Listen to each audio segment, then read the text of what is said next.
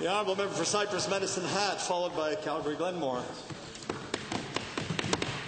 Mr. Speaker, Satchel Paige, an old MLB player, once said, quote, "If you tell a lie, always rehearse it," unquote. A few members of Cabinet have crafted a story about the 50-70 school plan, but they really should have spent more time together in the rehearsal process. Last year, the Education Minister was a bit more upfront and admitted that a lot of these projects will take up to 6 years to complete. But the Infrastructure Minister is declaring that all 120 projects will be done by 2016.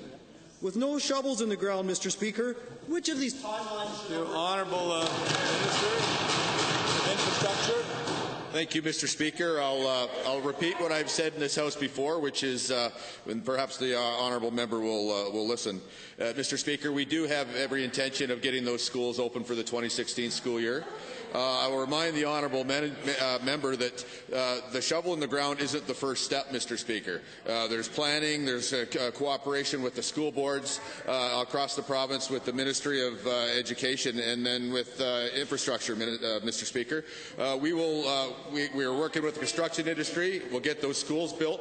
We're building Alberta. It's what Albertans want, and was what that member wouldn't make happen, Mr. Speaker. First supplemental. 2 years in, we've started 0 schools. Admitting their own incompetence, the government finally listened to the Calgary Board of Education's proposal to take care of building some local schools themselves. Will this government commit to giving other local school boards and local builders the chance to competitively build their own projects so that some of these projects actually have a shot at completion before the next election?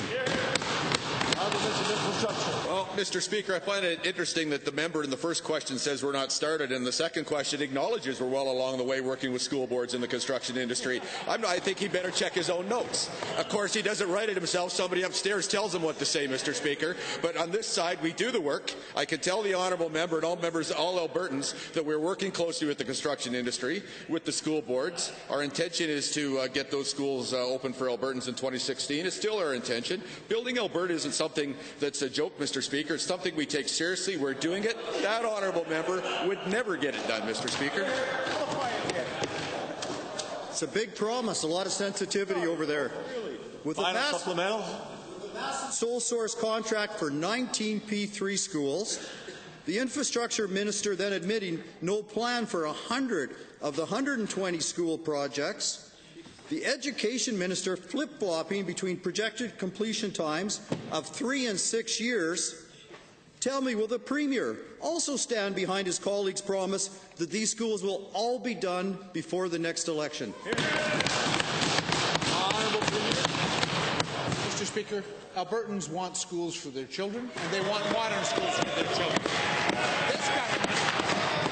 This government has promised to deliver those schools, and this government will deliver those schools by the opening date that we indicated, which I believe is in the fall of 2016.